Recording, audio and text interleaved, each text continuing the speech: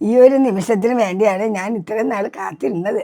എനിക്ക് ഇന്ന് പറഞ്ഞറിയിക്കാൻ പറ്റാത്ത സന്തോഷമുണ്ട്. ഇന്ന് എൻ്റെ മകൻ ബനീഷിൻ്റെയും താരയുടെയും മനസ്സമ്മതമായിരുന്നു കേട്ടോ. പണ്ടൊക്കെ കല്യാണത്തിനാണ് പെണ്ണ് വന്ന് ചെക്കൻ്റെ വീട്ടിൽ കയറണത്. ഇപ്പം അതൊക്കെ മാറി. പെണ്ണ് ചെക്കൻ്റെ വീട് കാണുന്നതാണ് പതിവ്. പെണ്ണല്ലേ ചെക്കൻ്റെ വീട്ടിൽ താമസിക്കേണ്ടത്. അതല്ലേ ശരി. ഇപ്പം മനസ്സമ്മതമാണ് കഴിഞ്ഞത്.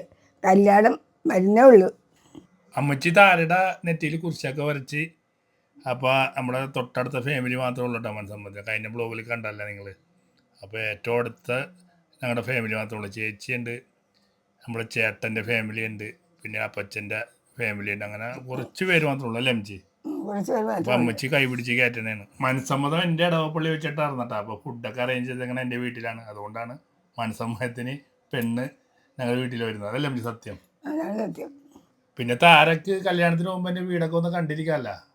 അപ്പം അമ്മച്ചി പറഞ്ഞ പോലെ തന്നെ പഴയ കാലമൊന്നുമല്ല. ഇപ്പം പെണ്ണ് ചെറുക്കൻ്റെ വീട്ടിൽ കാണാൻ പോലെ പതിവ്. താര ആദ്യമായിട്ടാണ് ഈ ഭവനത്തിൽ വന്ന് കയറണത്.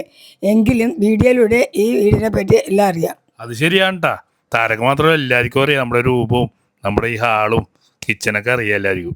അപ്പച്ചൻ്റെ ചേട്ടൻ്റെ മകളും എൻ്റെ മകളുമാണ് കേക്കും പൈനും കൊടുക്കുന്നത്. ശരിയായ മധുര ചടങ്ങ് കല്യാണത്തിന് വളരെ ലളിതമായ മനസ്സമ്മത ചടങ്ങാണ് ഞങ്ങൾ നടത്തിയത്. ആർഭാടങ്ങളൊന്നും വേണ്ടെന്ന് അമ്മച്ചി അവനോട് പറഞ്ഞിട്ടുണ്ടായിരുന്നു. നമുക്ക് കല്യാണത്തിന് ചെയ്യാം. എന്നാൽ അടുത്തൊരു വീഡിയോ ആയിട്ട് വീണ്ടും കാണാം.